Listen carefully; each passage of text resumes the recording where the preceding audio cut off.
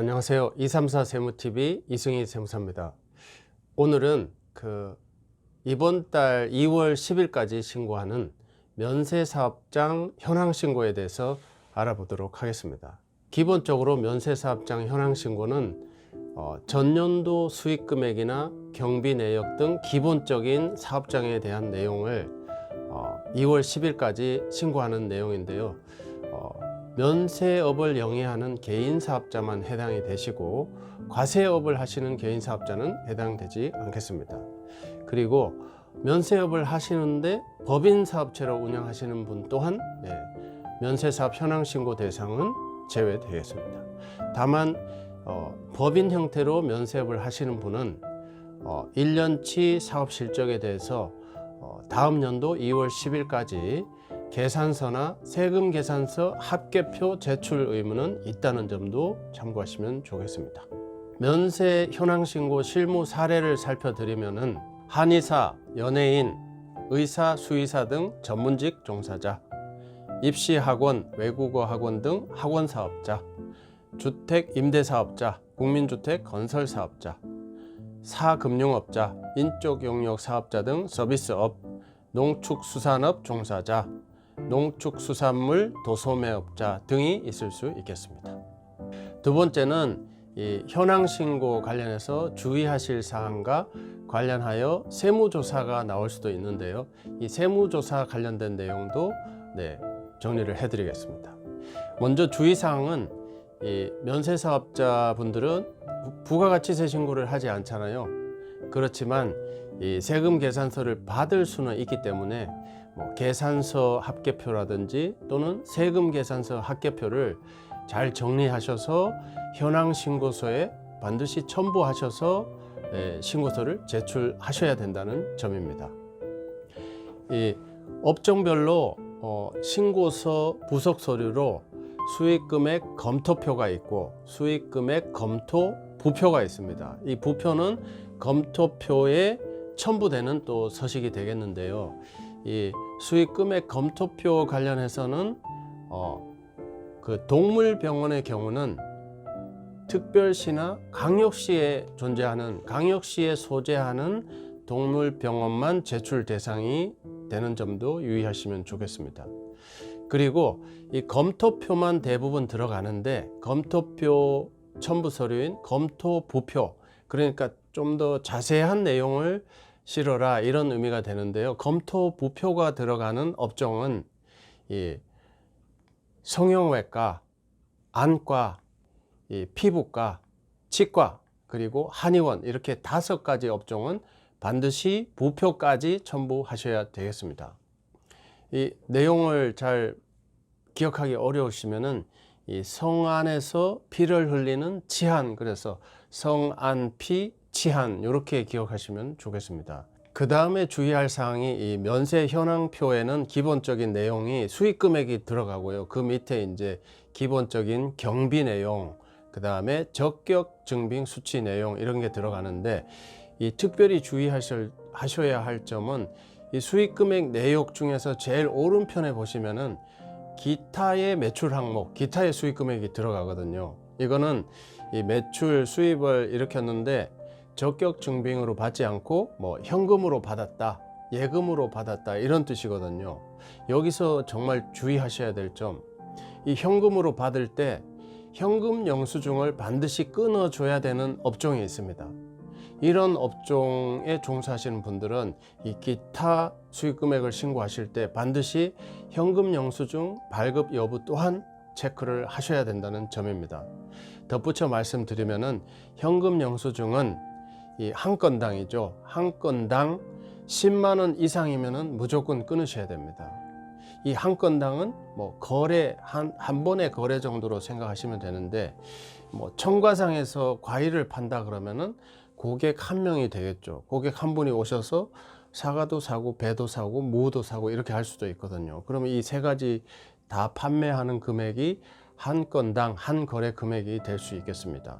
이 금액이 부가가치세를 포함해서 10만 원 이상이면은 현금 영수증을 끊어라 이런 뜻이거든요.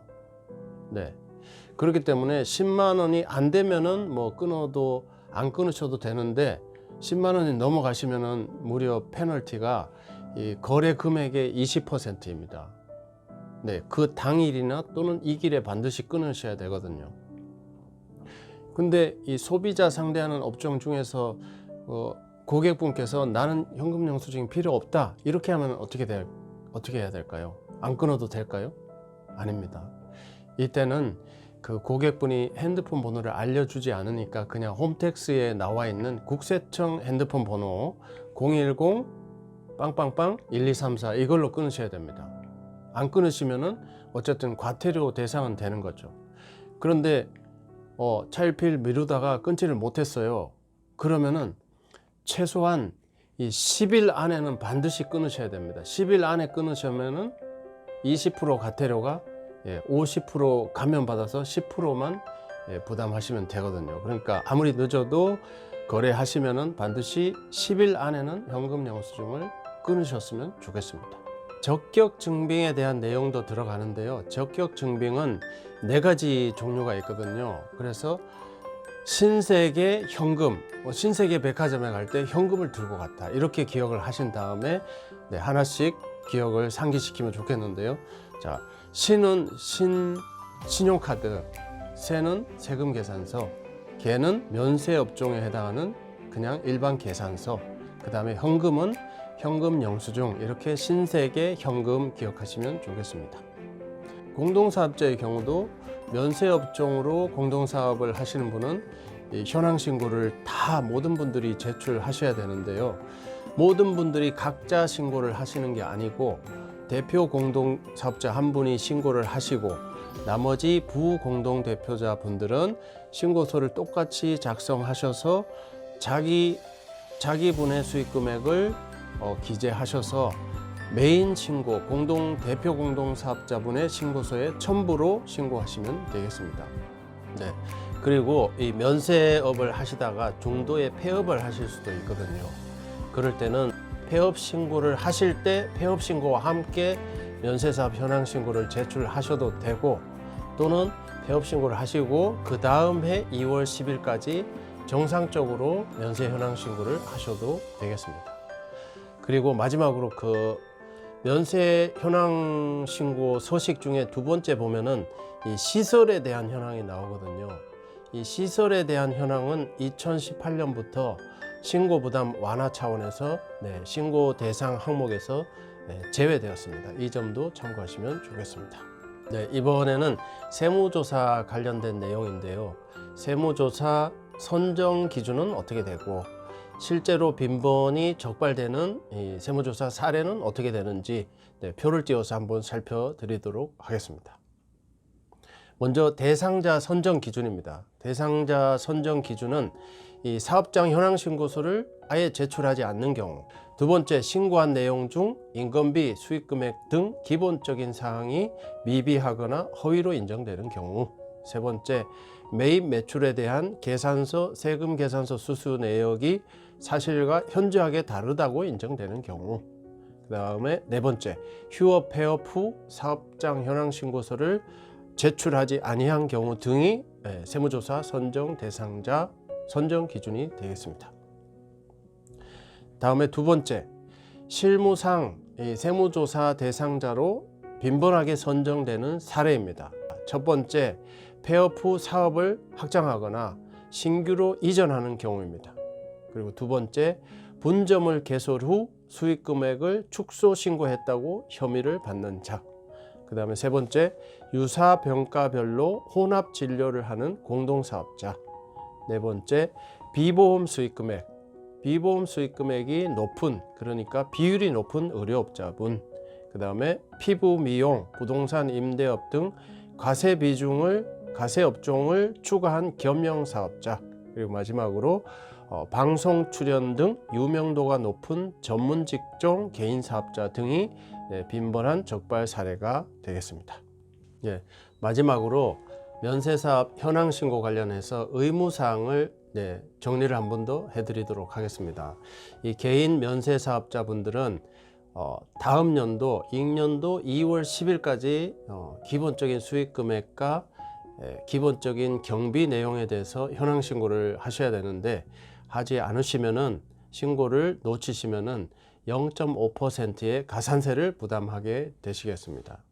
만약에 신고 내용을 허위로 신고하거나 과장되게 신고를 하시면은 페널티가 2%입니다. 그리고 이 과세 면세를 겸용하는 사업자분들도 있습니다. 의료업 하시는 분들도 광고 대행업이라든지 또는 건강기능식품이나 이런 과세 업종을 추구하는 경우도 있거든요. 이런 분들은 그 과세업자로서 부가가치세 신고를 하시기 때문에 별도로 면세사업 현황 신고를 하시지 않으셔도 되거든요.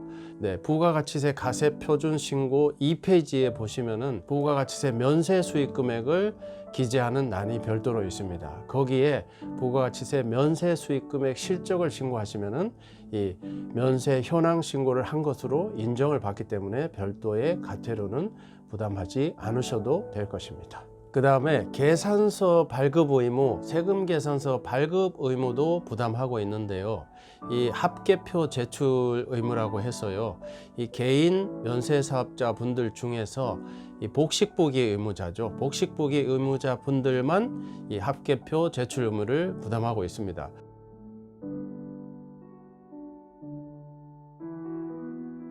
그리고 국세청에서는 매년 1월 중순경, 그러니까 2월 달에 현황 신고를 하기 전 달에 전년도 이 현황 신고를 분석해서 불성실 신고하신 분들에 대해서는 국세청 홈택스 신고 도움 서비스를 통해서 그 분석 내용을 자세히 제공을 하고 있습니다.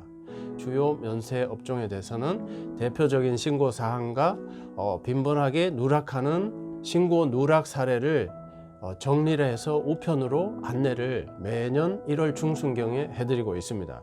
그래서 면세 현황 신고 안내문이 보통 2장으로 날라오거든요. 그 날라오시면은 실무자 분들께서는 한 번 정도 검토를 꼼꼼하게 하시면 좋겠습니다. 자, 이렇게 해서 면세 현황 신고에 대한 전반적인 개요를 설명드렸습니다. 다음 시간에는 이 업종별로 면세 현황 신고를 하시는 주요 업종, 의료업, 학원, 연예인, 대부업, 주택임대사업자 이런 주요 업종별로 실무적인 내용을 하나하나 정리해 드리도록 하겠습니다. 다음 시간에 업종별 현황신고 실무에서 뵙겠습니다. 감사합니다.